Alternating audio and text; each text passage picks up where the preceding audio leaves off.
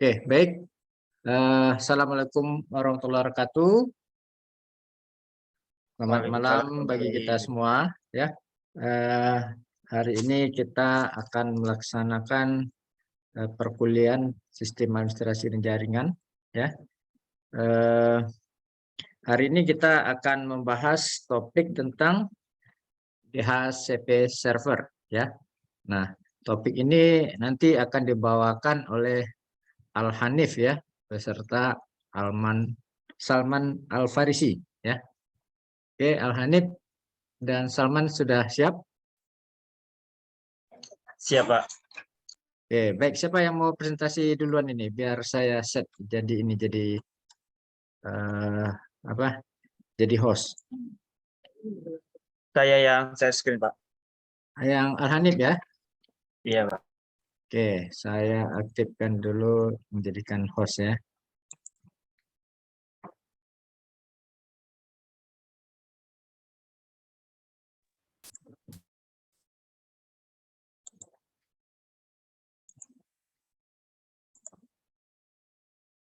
Oke, udah silakan Al-Hanif.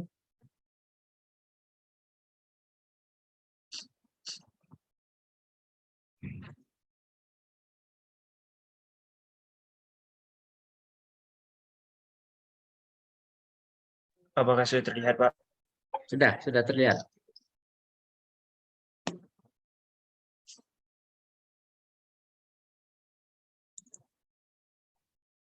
Ya, kepada Salman dipersilakan. Baiklah, terima kasih Al-Hanif. Baiklah, Assalamualaikum warahmatullahi wabarakatuh.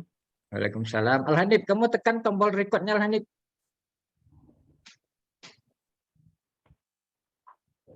Sudah? Record, Pak. Ya, Saya, Pak. Di bagian mana ya, Pak? di bawah. Ada tombol record enggak? Bentar ya, Pak. Di security, browser, nanti. Klik record. Ada? Belum nampak, Pak. Belum nampak? Bentar. Biasanya kan masuk layarnya, Ini masuk udah- layar. Gimana? Oh, ini. Ini sedang record, Pak. Sedang Ya, record ya? Iya. Ya, Iya. ya oke. Lanjut.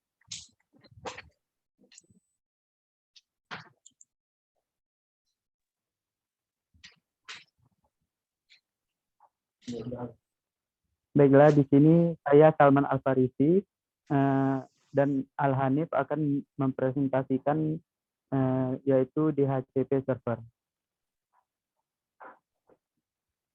Apa sih DHCP server itu? DHCP server itu adalah kepanjangan dari Dynamic Host Configuration Protocol atau DHCP yang mempunyai DHCP ini adalah protokol yang dipakai untuk memudahkan penyebaran alamat IP atau Internet Protokol secara otomatis ke perangkat lainnya. Tampaknya konfigurasi harus dilakukan secara manual pada setiap komputer supaya mendapatkan alamat IP yang berbeda. Hal ini tentu akan merepotkan dan menghabiskan banyak waktu, bukan? Terlebih jika konfigurasi dilakukan pada jaringan besar. Nah, dengan menggunakan DHCP server, alamat IP dapat dibagikan ke banyak perangkat dalam satu waktu secara otomatis. Itulah mengapa perangkat ini banyak diterapkan pada jaringan baik skala kecil maupun besar. Adapun fungsi DHCP server, yang pertama yaitu mengelola dan mendistribusikan alamat IP. Selanjutnya mencegah IP konflik. Selanjutnya memperbarui alamat IP secara otomatis. Selanjutnya penggunaan kembali alamat IP. Adapun cara kerja DHCP server. Yang pertama yaitu discovery. Pada tahapan pertama ini disebut sebagai tahapan penemuan. Saat klien terhubung dengan jaringan, klien akan mencari DHCP server yang bekerja pada jaringan tersebut. Klien akan mengirimkan pesan DHCP discover ke subnet jaringan Iya. menggunakan alamat tujuan 255.255.255.255. Setelah ditemukan, klien akan meminta alamat IP yang tersedia pada DHCP server. Nah, ada. Mau bawa barang Selanjutnya, offer. dari truk. Setelah menerima pesan dari klien, DHCP server akan membalas dengan pesan DHCP offer message. Pesan yang disampaikan berisi ID klien, IP address yang ditawarkan, submit mask, durasi pengguna, serta IP address DHCP server. Selanjutnya, request. Jika klien menerima alamat IP yang ditawarkan, maka tahapan selanjutnya adalah pengiriman DHCP request message dari klien kepada server. Pada pesan tersebut akan berisi pernyataan bahwa klien setuju dengan penawaran yang diberikan oleh server. Selanjutnya, acknowledgement. Pada tahapan terakhir ini, setelah server menerima pesan permintaan dari klien, server akan mengirim pesan berupa paket DHCP kepada klien. Paket ini berisi alamat IP, durasi sewa, dan informasi konfigurasi lain yang mungkin dibutuhkan klien. Setelah proses ini selesai dan berhasil, komputer klien bisa menggunakan jaringan tersebut dan bertukar data dengan komputer klien lain di jaringan lokal tersebut. Selanjutnya akan dilanjutkan oleh Alhan.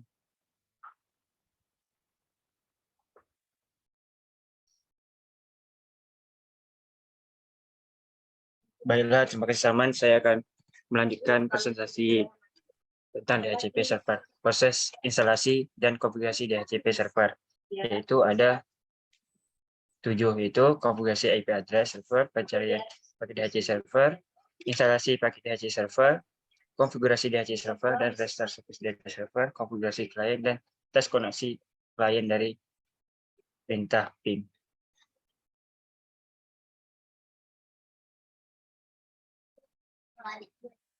Langkah pertama, kita membuka sistem operasi Debian yang ada di Linux, yaitu membuka CMD-nya, yaitu dengan menggunakan user root dan password root. Maka akan menampilkan seperti gambar 2 ini.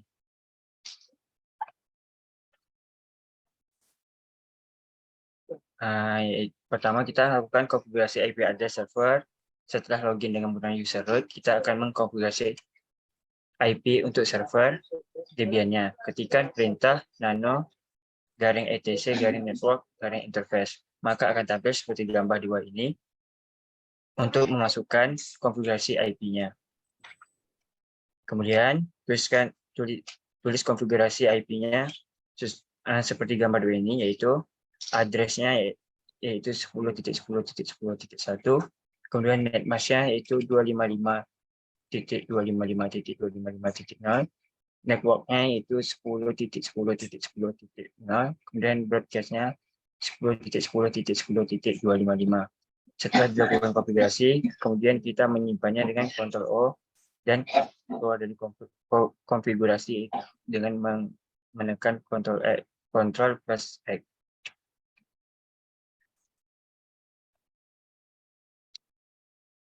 Setelah itu kita pencarian paket DHCP server. Sebelum melakukan pencarian paket DHCP server, kita melakukan restart dulu network dengan perintah etc/init.d/networking restart, seperti gambar di kanan ini. Setelah itu masuk ke DVD 2, karena paket DHCP server ada di DVD 2.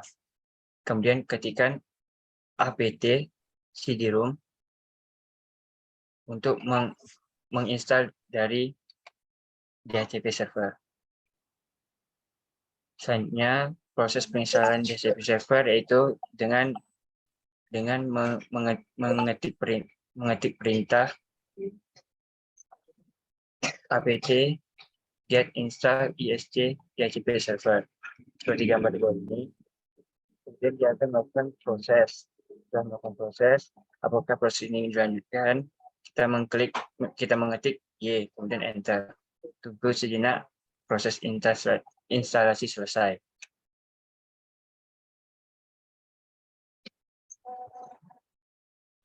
Setelah instalasi selesai, sekarang kita masuk ke konfigurasi DHCP servernya.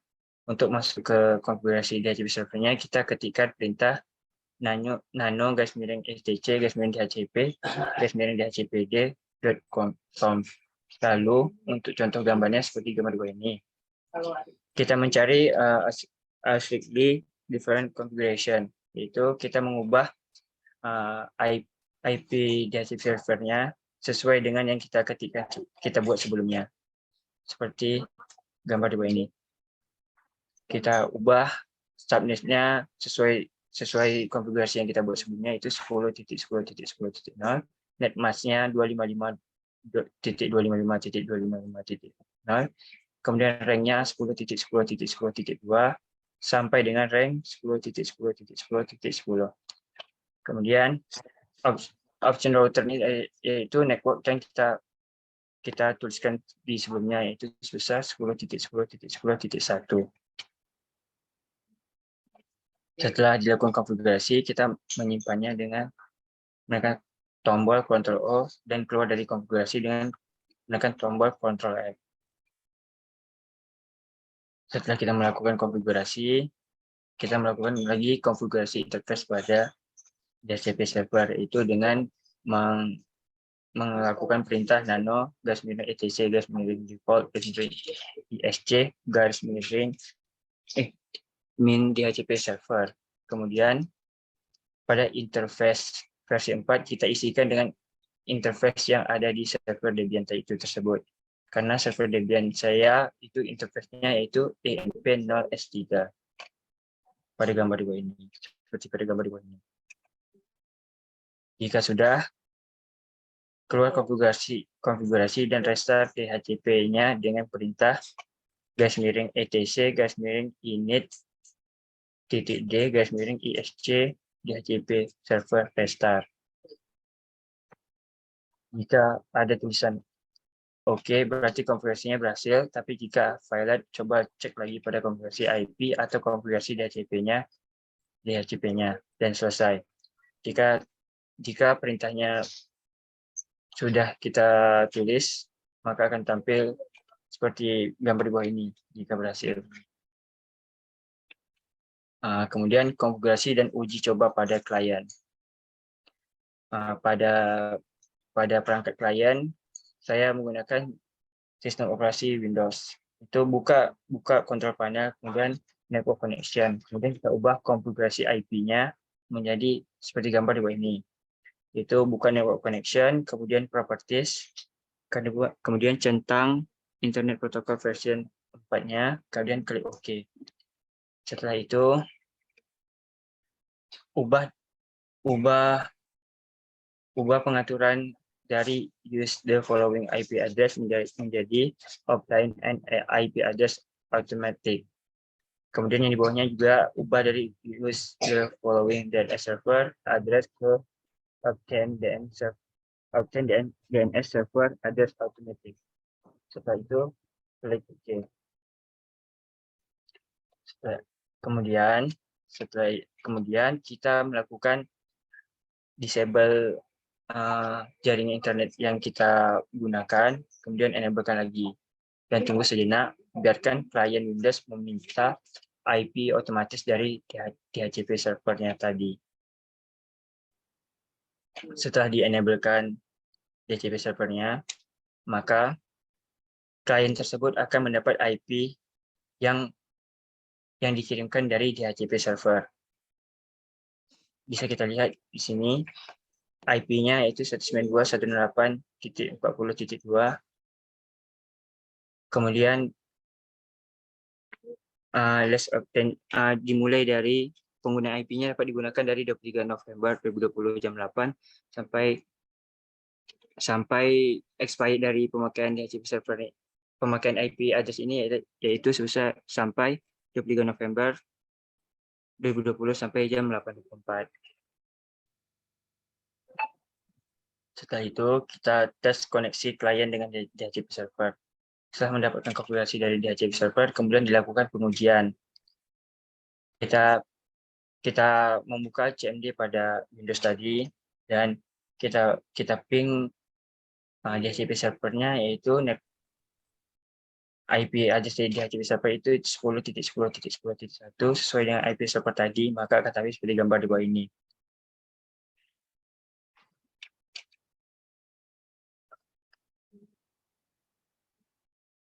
Kemudian manfaat DHCP server membantu mengelola IP address. Selain menyediakan alamat IP, DHCP server juga membantumu melakukan konfigurasi terhadap alamat IP itu sendiri, seperti melakukan subnetting hingga gateway default sampai alamat IP tersebut siap digunakan.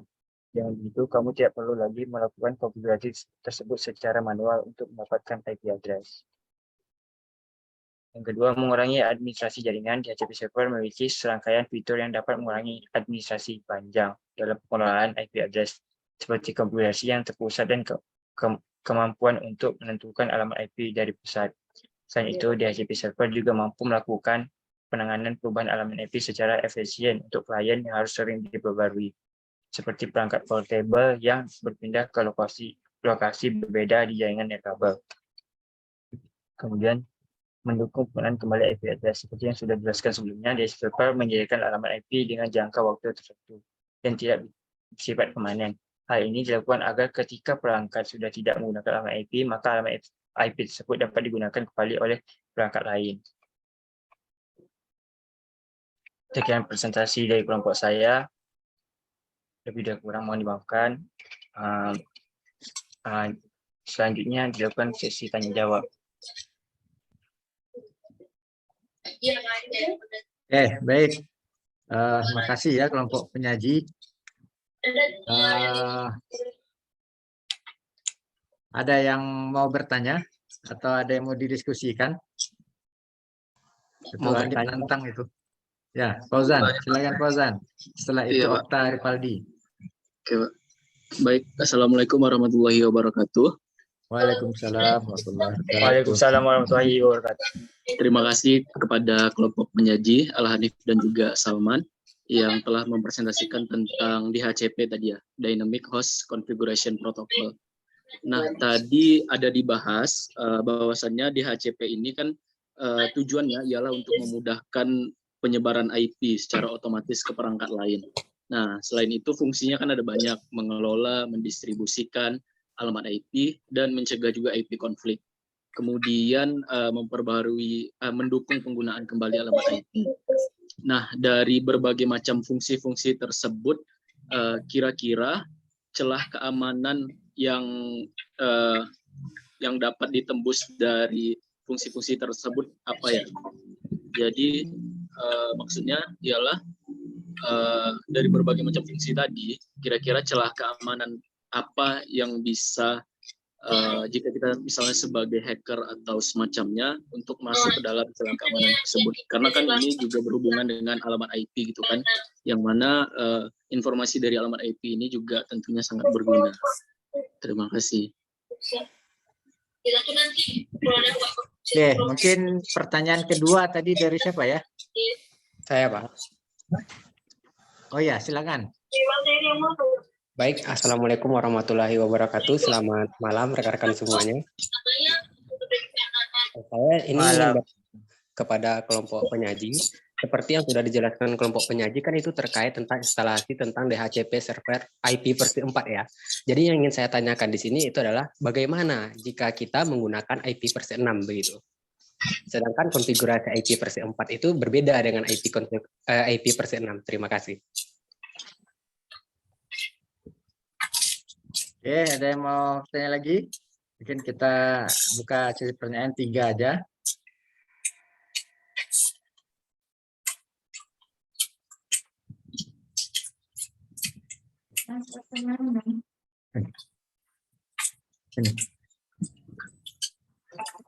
Oke, kalau gitu kita beri kesempatan dulu ya kelompok penyaji untuk menyiapkan jawabannya.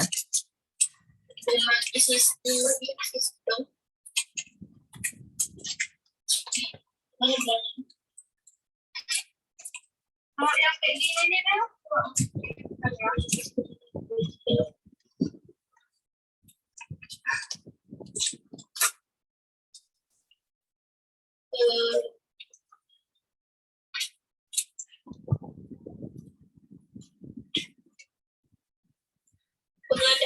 berarti maksudnya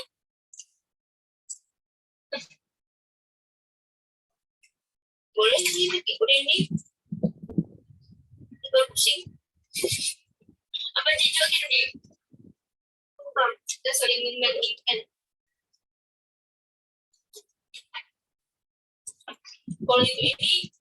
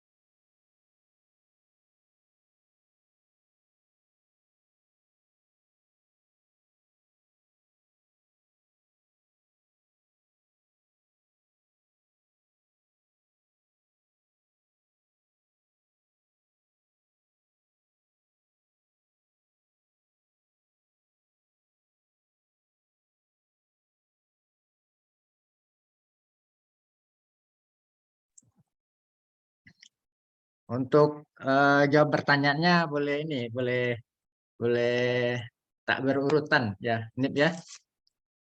Baik, Pak. Heeh.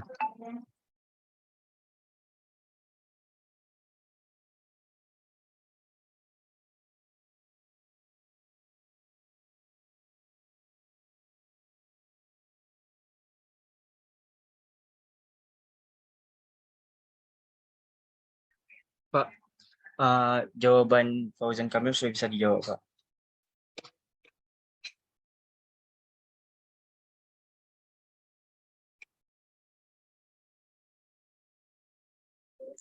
Ya, silakan Nip. Baiklah, pertanyaan dari Fauzan Kamil itu, dari berbagai macam fungsi DHCP server, celah keamanan DHCP servernya apa? Jadi celah keamanannya itu tidak adanya otorasi atau pembuktian keaslian selama adanya komunikasi antara DHCP server dan DHCP klien. Akibatnya, DHCP server tidak mengetahui jika ada DHCP klien yang tidak sah di dalam jaringannya. Begitu juga DHCP klien tidak mengetahui adanya DHCP server yang tidak sah di dalam jaringan tersebut.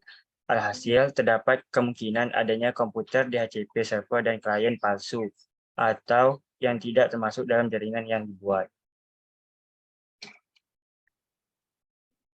Apakah ada tambahan dari teman-teman maupun Fauzan?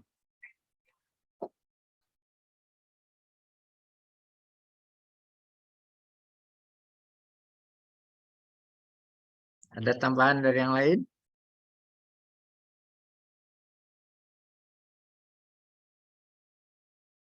Atau kita udah yang ini nanti kita bahas pertanyaan si Fauzan ya. Tadi Fauzan apa inti pertanyaannya? Saya lupa. Tadi kelewat. Itu Pak, celah Nah. keamanan dari DHCP ini, Pak. Celah keamanan ya? Iya. Ya. Kan tadi fungsinya banyak gitu kan, Pak. Jadi kalau misalnya di fungsi yang banyak itu tentunya celah keamanannya kan pasti ada juga gitu. Kira-kira apa gitu.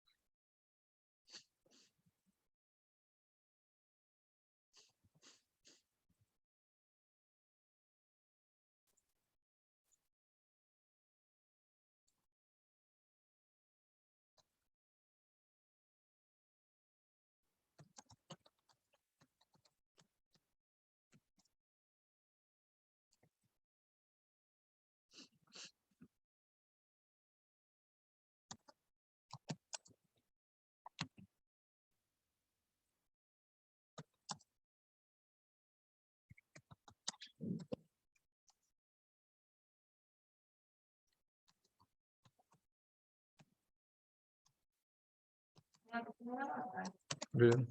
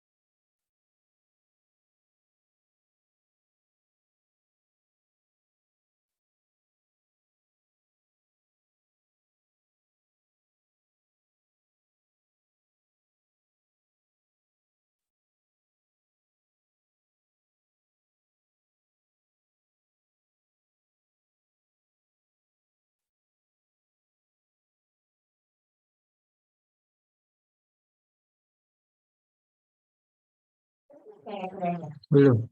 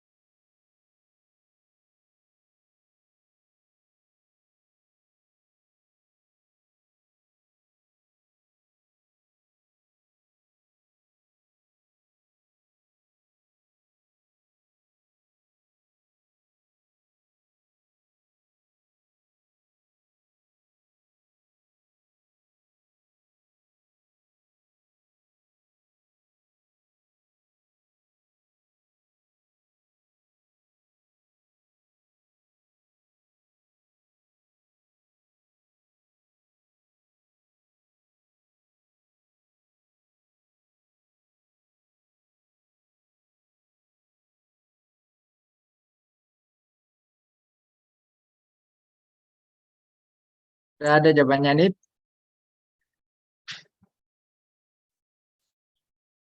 Bentar Pak, masih didiskusikan Pak. Oh ya ya.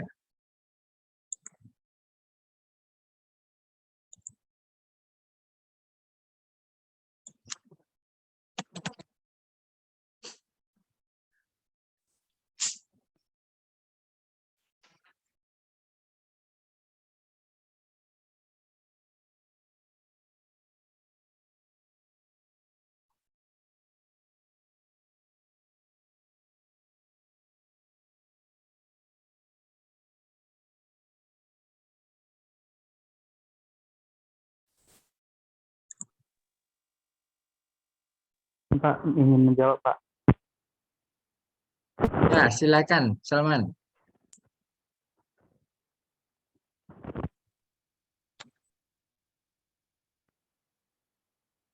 Kayaknya waktu kita tinggal 30 detik nih. Silakan, Salman.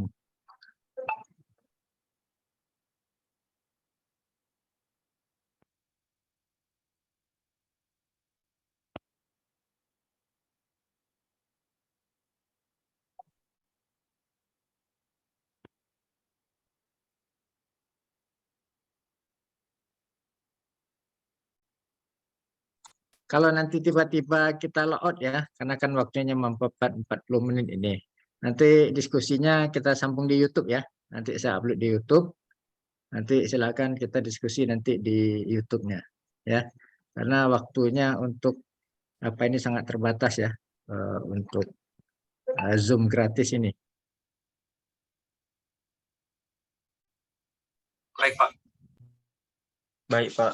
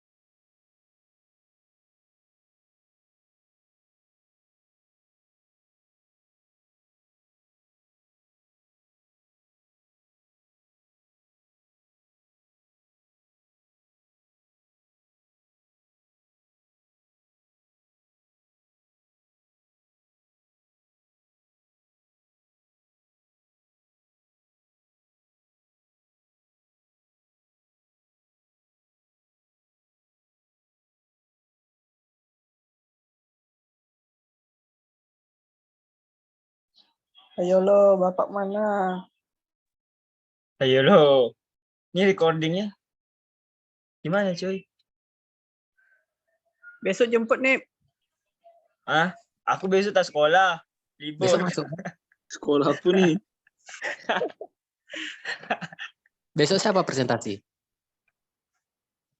Besok Tiara nak, Tiara. sama Aksan. Anandaku. Nah,